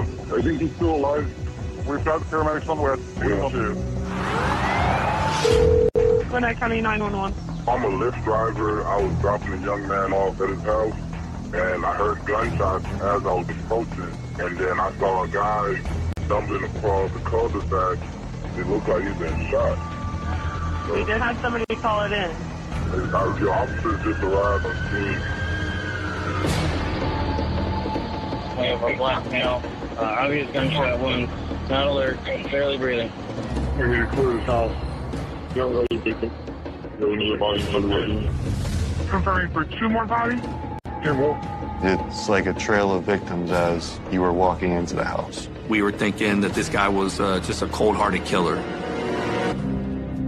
For those most affected by a homicide, I just can't even begin to put into words how much life has changed. the first 48 is just the beginning. There's the suspect. These 3 murders were committed within 6 minutes. This crime was not random. This is the story of the fight for justice. My client was in fear he would be killed. He could say anything. In the weeks, months, and years. The defense only has to convince one person of their story, and we lose. After the first 48.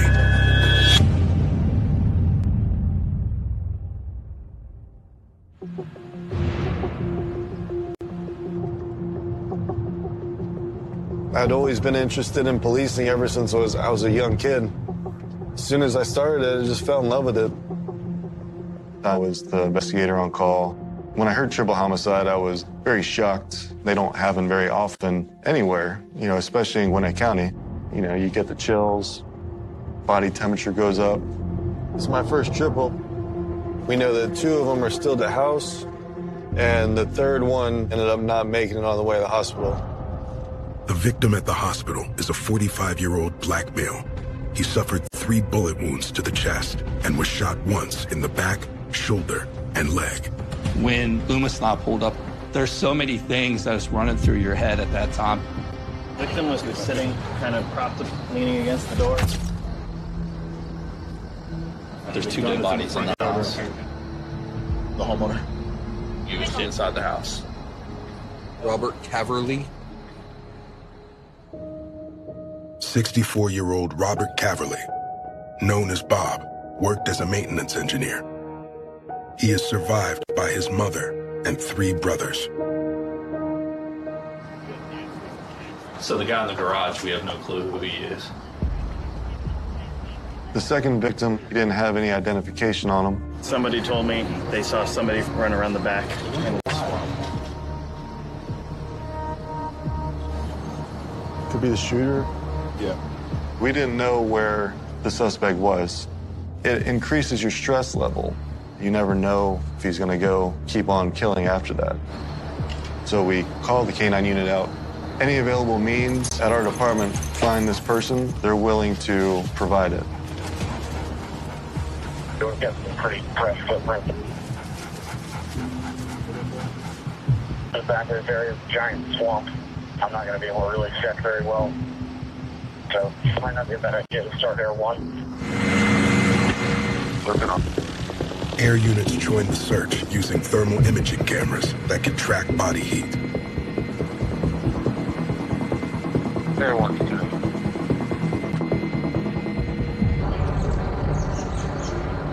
We're going to here figure out what's going on. Sounds good. Oh. We saw a 9mm pistol that had been dropped in the grass that had blood on it. There was a car door open. We knew something had taken place outside. We're trying to process all this. Your senses are so heightened because you're just trying not to miss anything. As we're walking in the garage, the second victim, he's just laying on the floor in the corner. He's the one on the top of the head. Yeah, see, he looks like a younger white male, maybe 20s. And there were some glasses, but they were broken right there on the steps. The victim in the garage was shot 4 times, once in his head and back, and twice in his legs.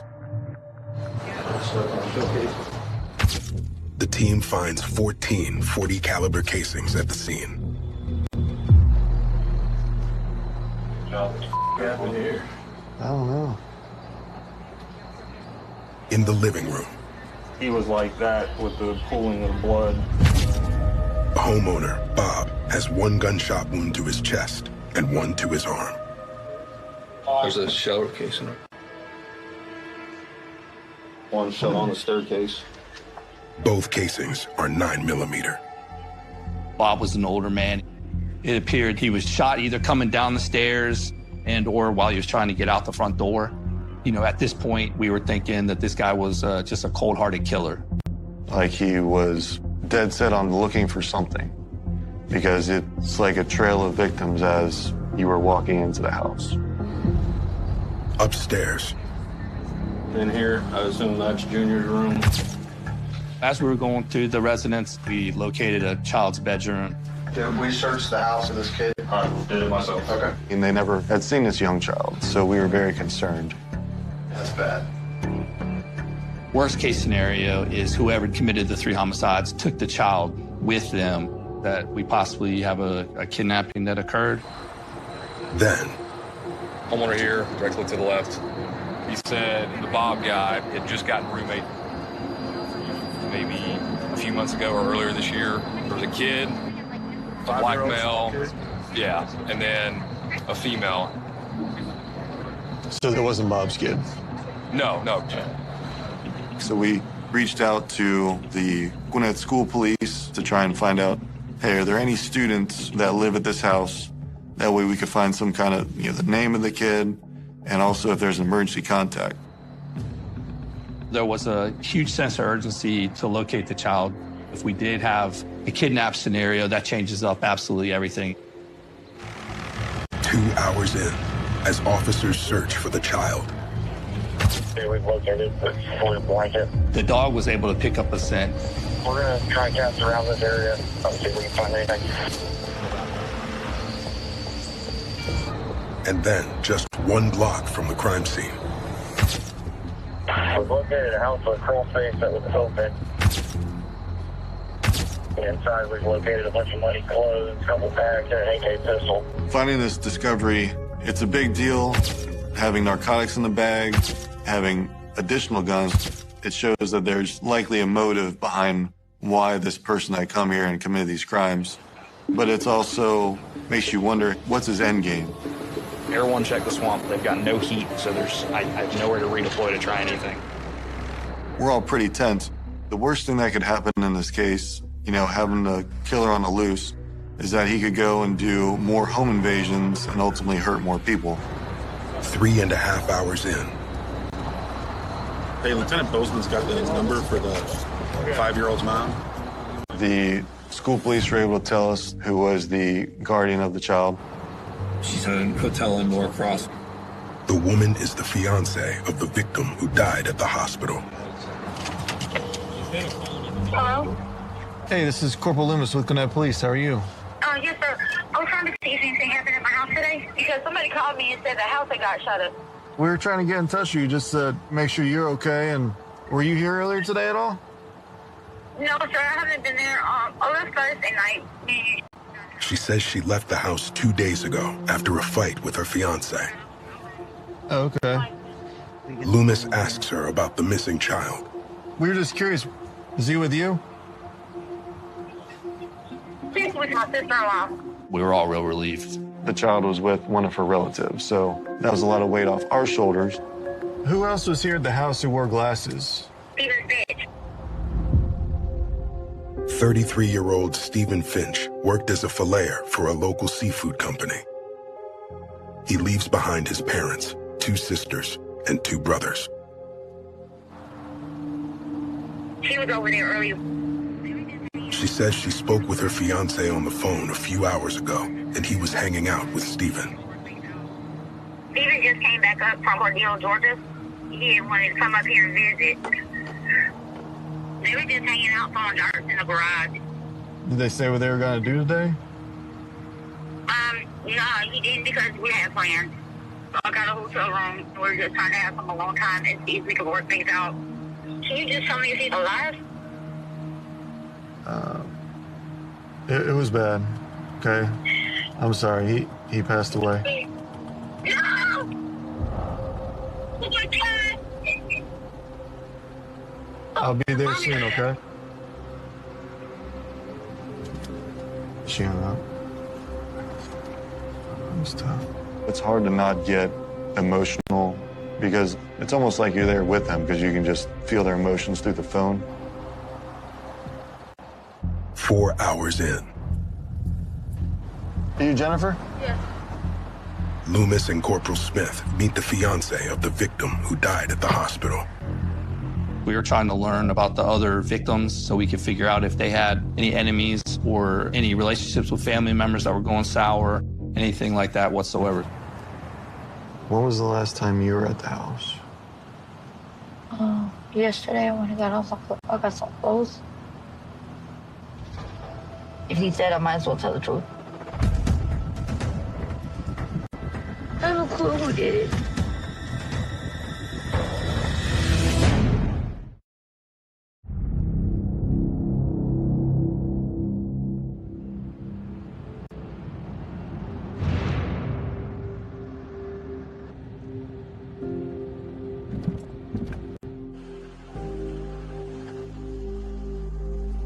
The family of Stephen and the family of Bob were kind of bewildered how this even occurred.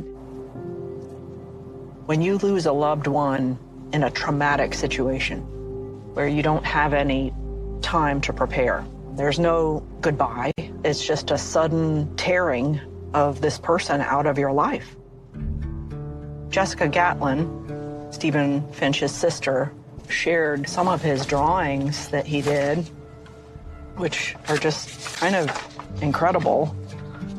He was a very artistic, musically inclined person. He was her best friend. They grew up together. He loved his family dearly. It's just like Bob. Bob was the kind of guy that if you needed him, he was going to be there. That house was the location where everything took place. He took people in that needed a place to stay. He met the first victim. He took him in. They're not just a body that's left behind. They're also a brother, a son, a friend, a neighbor. Their lives mattered.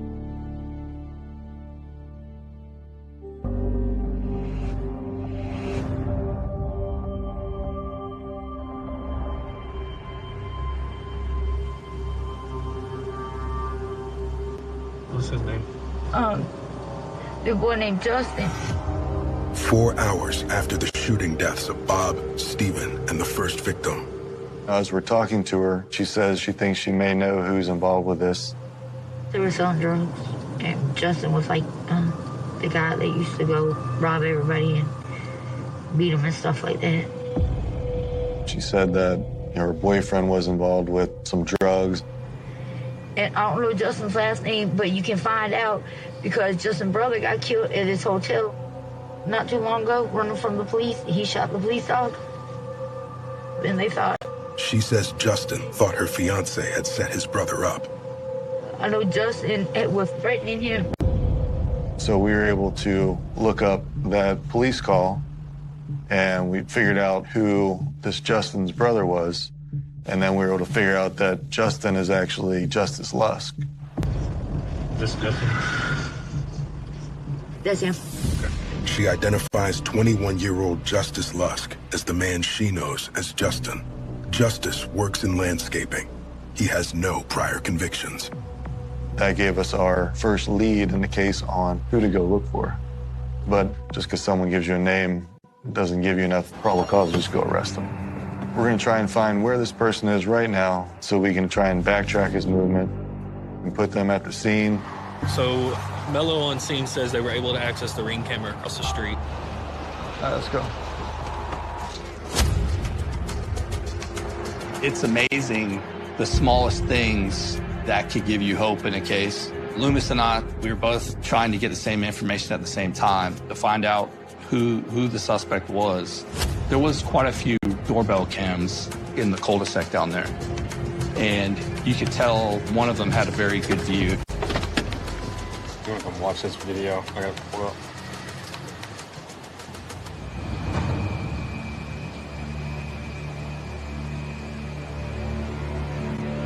There's the suspect.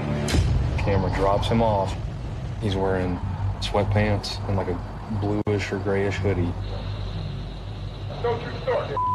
It wasn't like a scream. It wasn't like, who are you? It was, don't come in here starting that. Let me know, hey, these people knew each other. Car leaves. Most likely an Uber. He gets shot You can see him run out. It caught the first victim running out of the garage to the neighbor's house where he collapsed.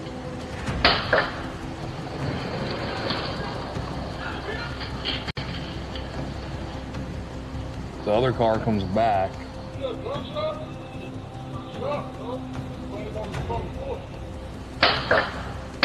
More gunfire. And he takes off. I would assume the suspect called for a ride. His driver freaked out and took off. Shortly after a large volley of gunshots, you see the suspect emerge from the house carrying a backpack and a blanket stuffed with stuff. I ain't your little guy, bro. And he tries to get into another ride share that was for another neighbor's house. And he takes off in between these two houses. Unfortunately, we couldn't catch any faces of the suspect. The visual was too far away. I think we're really close, man. So next thing we figured we needed to do was an urgent request to Uber and Lyft to try and figure out if they had someone who dropped someone off in this cul-de-sac at this time. 7 hours in. Hello? Uber came back to that Justice guy. I just sent you the driver's name and telephone number. All right. He got dropped off in an Uber, he got picked up in an Uber, and he got dropped off in an Uber. I got the residence he was picked up at, which matches back to his family's residence, so we knew exactly who it was. We're going to drive over to this address and see what we can see. I love it. Teamwork. While detectives head out to begin surveillance on Justice Lusk's house. The plan is to get the Uber driver back.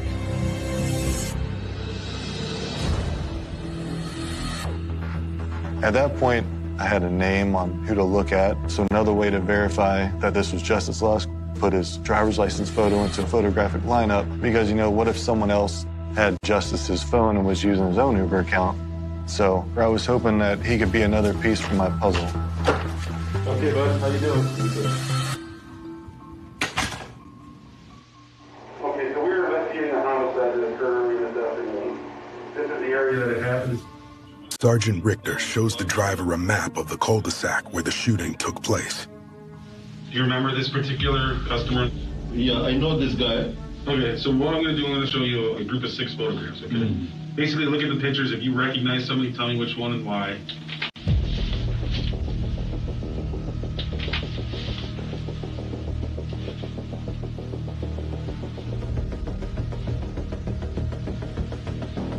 Yeah, this.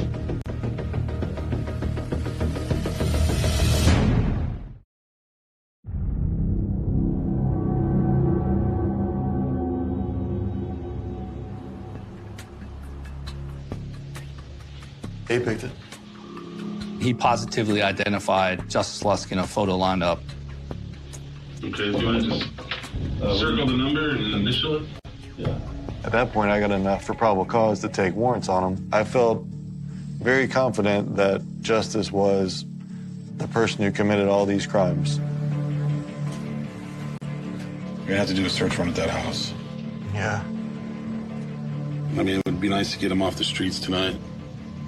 We had Major Restrepo and Corporal Mello getting ready to spin up their SWAT team and do a search warrant on Lusk's address. As the team prepares to hit Justice's house. Man, 911. There's a call from a neighboring house around the corner from the incident location. Someone just came to wreck my house. It was kind of strange. He ran to like a house, like hiding, kind of how he seen. What kind of vehicle is he in? He's in a black Camry. The officers, they're on their way. Just stay on the line with me. Okay, the police is right behind us. 2147 on the black Toyota Camry. The officer pulls over the suspicious vehicle. 41 ring. I'll be transporting one now, 35. Yes, sir. Your suspect's 1095. They just stopped him. I said, who's in the car? He says, Justice. So I said, put him in handcuffs. Man, it was a huge sense of relief. We couldn't believe that he came back. You know, looking back, we should have known that maybe he's going to come back for the stuff he had hid. But at the time when you have all this stuff going on in your head and have so much to do, the simplest little thing you may just overlook. Cheers. Cheers. Good work. 11 hours into the investigation. Just this. How you doing?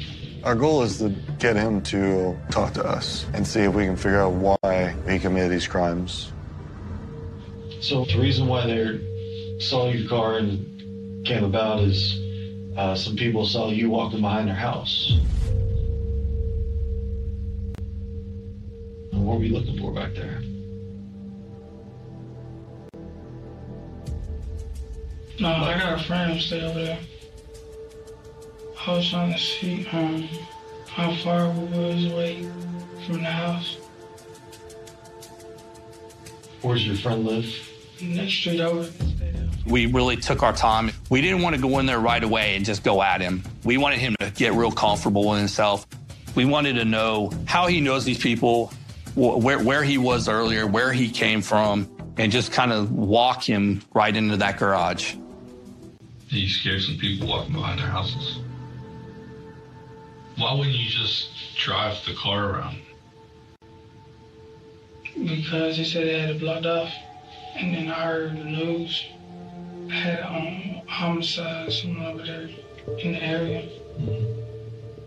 And I knew to go get my stuff. I left with my gun. Justice claims he was trying to get to the victim's house where he had left a gun several days ago. What kind of gun is it? It's AK. When's the last time you shot a gun? Some months. His vibes were almost like relaxed, like he didn't really care that he was there.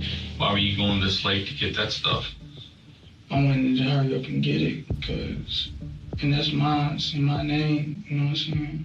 He was acting like a child, the way he was answering questions, his demeanor, like just didn't think he did anything serious. He was completely calm. What about this afternoon? Were you there this afternoon? Yeah, I came. How'd you get there today? Uber? What happened when you got there? I wasn't dead.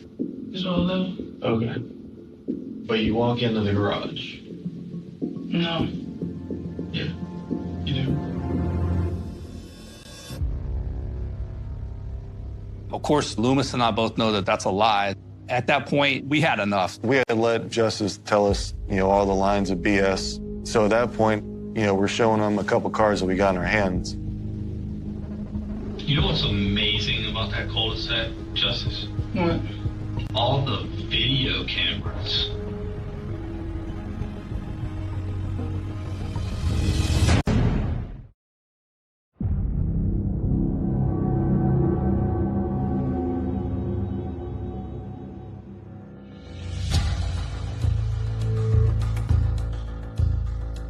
At that point, I was like, oh, we got him, you're ours. His shoulders slumped, he leaned over, his eyes were going back and forth trying to think of the next thing to say. You get out of the white Toyota Camry Uber and you walk into the garage. And who do you talk to in the garage?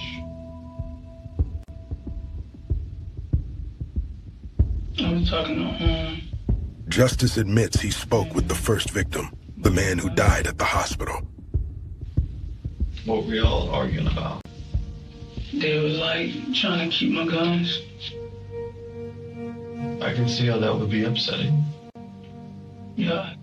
We're just trying to figure out why you left your guns over there initially. He was providing information to me. So as long as he's gonna keep going, I'll just be polite and see if he responds to that. I needed some money. So he loaned you money for your guns? Were you gonna pay him back? Yeah, I had the money. He just didn't want to give it to me. He was arguing with me about me trying to pick my guns up. The guy had the gun. He claims the first victim was carrying a 9mm. Okay.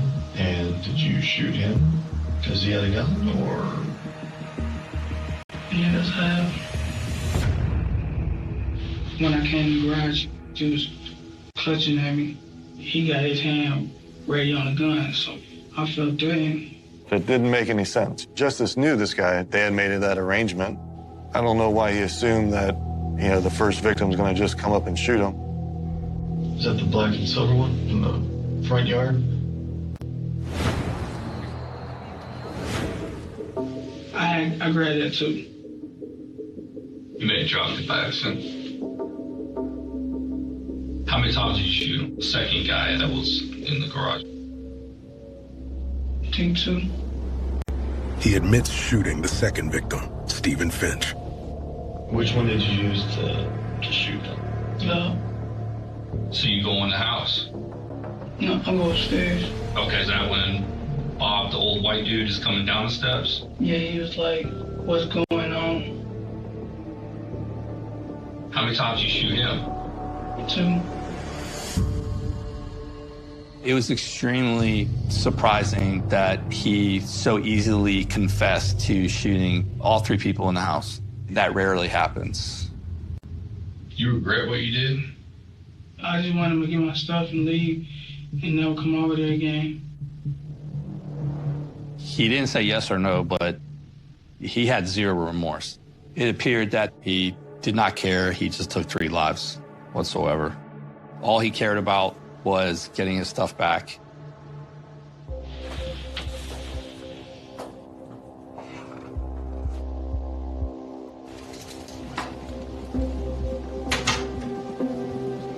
"12 hours into the investigation, Sure, jump on your back, right? Justice Lusk is charged with 3 counts each of felony murder and aggravated assault.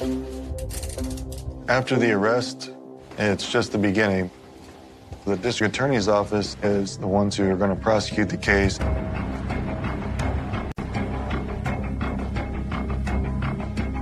We expected that Justice Lusk's defense was going to be self-defense. We had to prove that it wasn't. It was a triple homicide, which is pretty horrifying, and the facts were quite unusual. The defendant took an Uber to the house. This occurred in the afternoon, broad daylight. Those are things that cause a jury to wonder, like, well, maybe he is innocent. Maybe this was self-defense, because no one would commit a murder that way. And with triple homicide, we have to prove murder 3 times. I was assigned as co-chair for the prosecution in this case. Honestly, when I looked at it, I didn't know what to make of it. It's one guy, 3 other men. We didn't know how this situation happened. We knew that we would have to rely on the Ring camera footage to map out the timeline from when the defendant arrived and left. The first gunshot happened in less than 2 minutes after the defendant's arrival. And then we heard other gunshots throughout. These 3 murders were committed within 6 minutes. That's a very short period of time. To me, that means he had a motive. He went directly there to commit those crimes, and there wasn't much time for anything else. Unfortunately, it did not show anything that happened in the garage or inside the house. And that's the hard part. That side of the story is left for the defendant. That puts us at a disadvantage because he could say anything. And the defense only has to convince one person of their story, and we have a hung jury and we lose.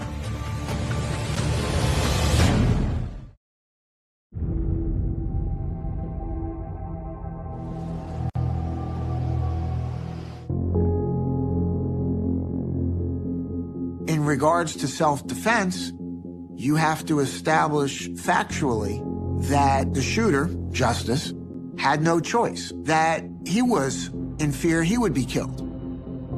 I was Justice Lusk's attorney. Everyone in this country is entitled to a vigorous, ethical defense. It's not our job to get somebody off, but it is our job to hold the state to their burden of proof beyond a reasonable doubt. And it's important to me He's got to know that I'm working for him and on his behalf. And in Justice's case, he's saying, yeah, I shot, but I was defending myself. Nearly 4 years after the murders, the trial begins. It was crucial for the jury to see the crime scene, to really get the full picture of what happened in that garage and also in the home. So we called the crime scene investigator. She collected evidence via photograph from the scene. She collected tangible evidence from the yard. We were trying to show the jury that this crime was not random, that it was planned, and that it was thought through. The investigator states 7 guns were recovered in total, and there's one the defense homes in on. The bloodied gun found outside was the crux of his case. Because there was a round chambered inside of it and there was blood located on the side of the weapon, he tried to argue that it belonged to a victim. A gun found on scene is relevant, especially if it's not the alleged perpetrator's gun, because that implies that the people in that household or who were there at the time were armed. But with the round in the chamber being loaded, that's obviously a clear present threat to justice.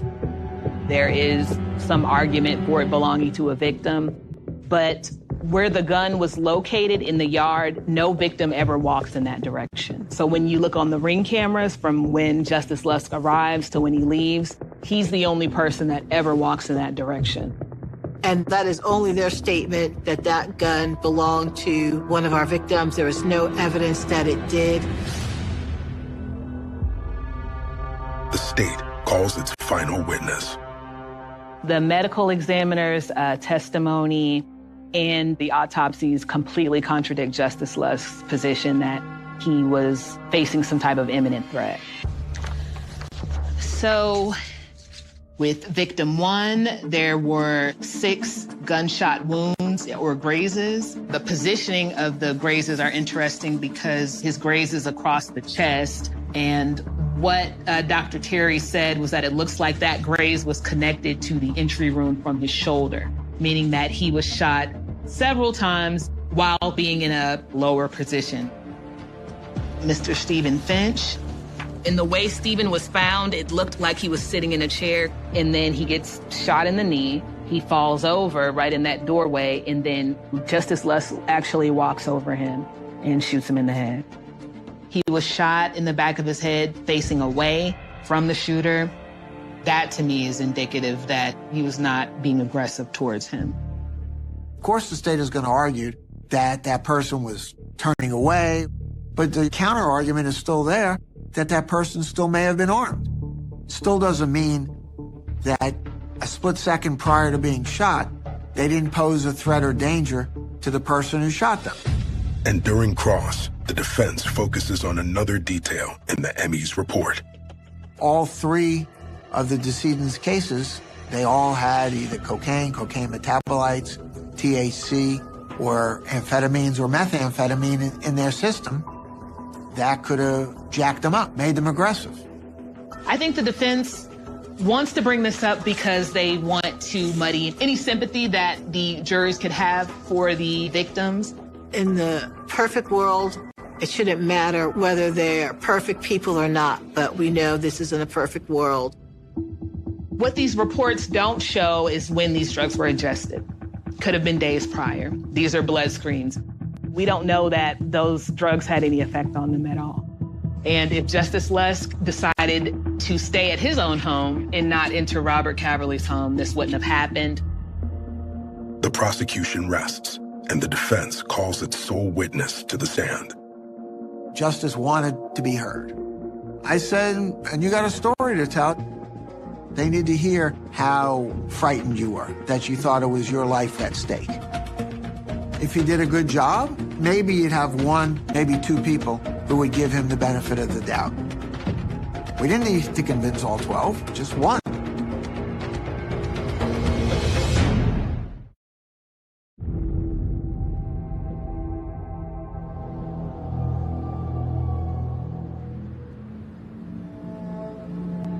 Justice wanted to get his story out there. I said, get up there. The jury who is deciding your fate needs to hear from you. Justice Lusk takes the stand.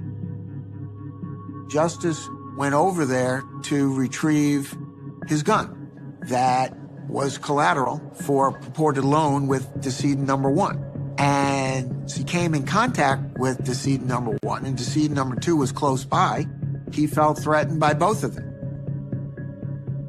So he did what he felt justified that he had to do because he felt his life was in jeopardy. His thought process was to go in the house and retrieve what he felt was his property when he encountered decedent number 3. And again, same situation.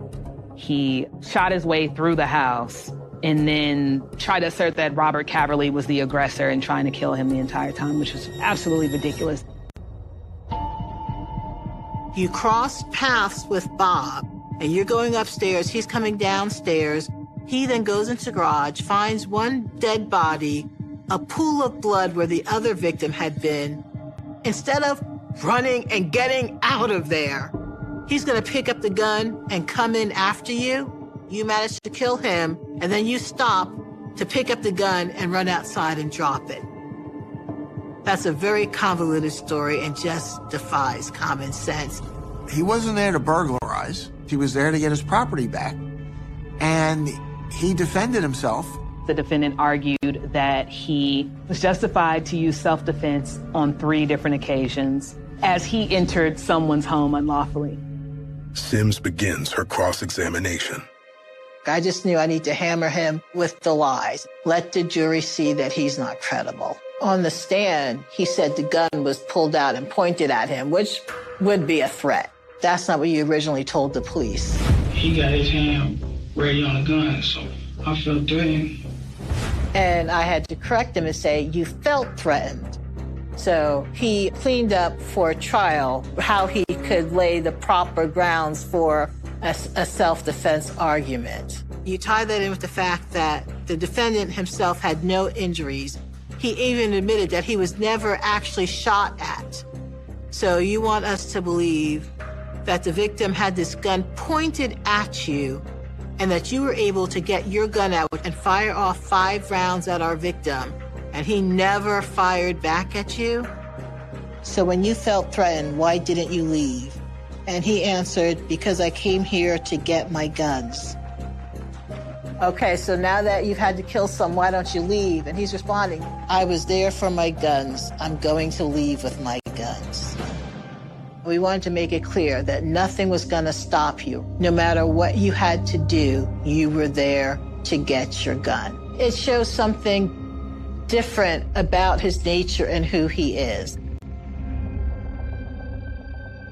The jury leaves to deliberate. Waiting for the verdict is almost the worst part of the trial. You have no idea what they're thinking.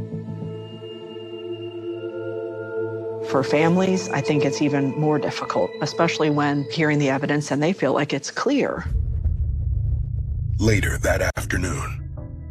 The only part that's worse than waiting for them to come back is when they actually tell us we have a verdict. You don't want to be the one responsible for letting a murderer go. The defendant was found guilty on all counts.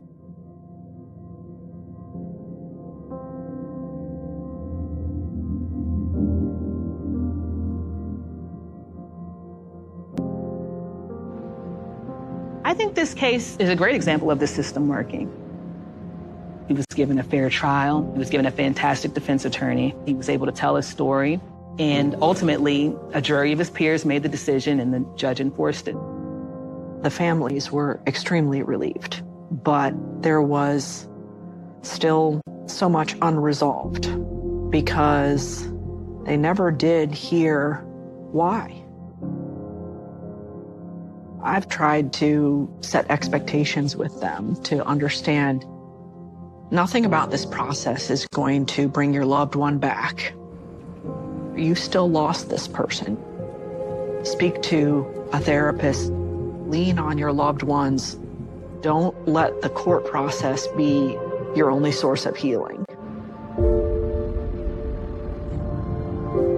Stephen was my younger brother. Every moment of our life growing up was spent together. I have my good days and my bad days when it comes to dealing with it.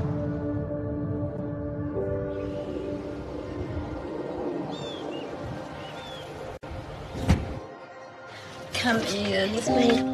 Sharing their grief. Jessica, let me give you a hug. Stephen's sister, Jessica, and Bob's mother, Mary, have become friends. We have something that binds us together now. Yes, ma'am. They were special people. Yes. We learned after Stephen passed, there was a guy at his funeral, and he said that my brother had found him sleeping up under a bridge. And it was cold, and Stephen said, come on, you're gonna go home with me tonight. And Stephen gave him a place to stay for the night. So they were a lot alike.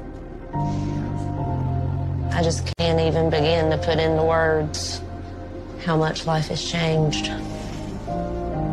It changes you forever.